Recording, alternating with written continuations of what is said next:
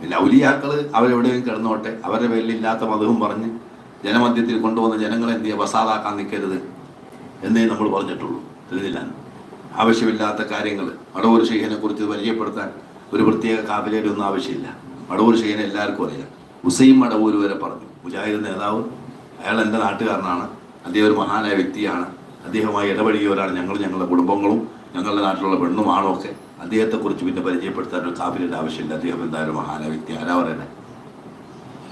മുജാഹിദ് നേതാവ് ഹുസൈൻ മടവൂർ. തിരിഞ്ഞില്ല, തിരിഞ്ഞാൽ നിങ്ങൾക്ക്.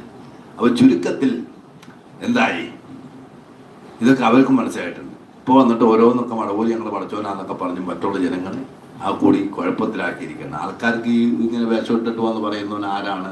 കുരുവട്ടൂരിയാണോ വട്ടൂരിയാണോ? ഒരു വട്ടൂരിനെ അറിയില്ല. ഇവർ മനസ്സിലാക്കണം ഇതൊക്കെ സുന്നി പണ്ഡിതന്മാർ പറഞ്ഞു കൊടുത്ത ആൾക്കാരാണെന്നല്ലേ, അല്ലേ? അതുകൊണ്ട് അങ്ങനെയൊന്നും ഔലിയാക്കൾക്ക് ഇല്ലാത്ത മതഹ് ചുമത്താനൊന്നും ആരും നടക്കണ്ട. നബിയെ കുറിച്ച് നമുക്കറിയാവുന്ന ബുസൂൽ ഇമാം പറയുന്നത് ഒരു മനുഷ്യനാണ്. പിന്നെ മുമ്പെല്ലാ സൃഷ്ടികളിൽ വെച്ച് ഹൈറായ ഒരാളാണ്. ഇത്ര മാത്രമേ അറിയാവുള്ളൂ. നബിയിലായിട്ട് നിങ്ങൾ എന്ത് ചെയ്യുന്നത്? നിങ്ങൾ മദിഹിൽ നിന്നിട്ട് ഇഷ്ടം പോലെ പറഞ്ഞോ, പക്ഷേ എന്ത് ചെയ്യണം? ജൂതരുടെയും ക്രൈസ്തവരുടെയും മാർഗത്തിലേക്ക് പോകരുത്. മധുഹൊക്കെ പറയാം, ഇല്ലാത്തൊക്കെ പറഞ്ഞിട്ട് അങ്ങനെയല്ലേ?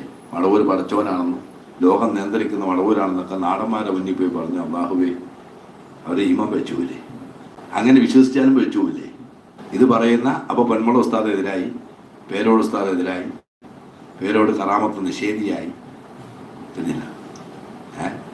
അല്ല, ഈ പറയുന്നത് ഇപ്പം എന്ത് സത്യം തുറന്നു പറഞ്ഞാൽ അവരൊക്കെ കുഴപ്പക്കാരാണ്. ഒന്നും മിണ്ടാതെ എല്ലാവരും പറഞ്ഞ് ശരിയാണെന്ന് പറഞ്ഞവരൊക്കെ നല്ലവരുമാണ്, ഒരു കുഴപ്പമില്ല. അപ്പം അത് മനസ്സിലാക്കണമെന്ന് പറയാം.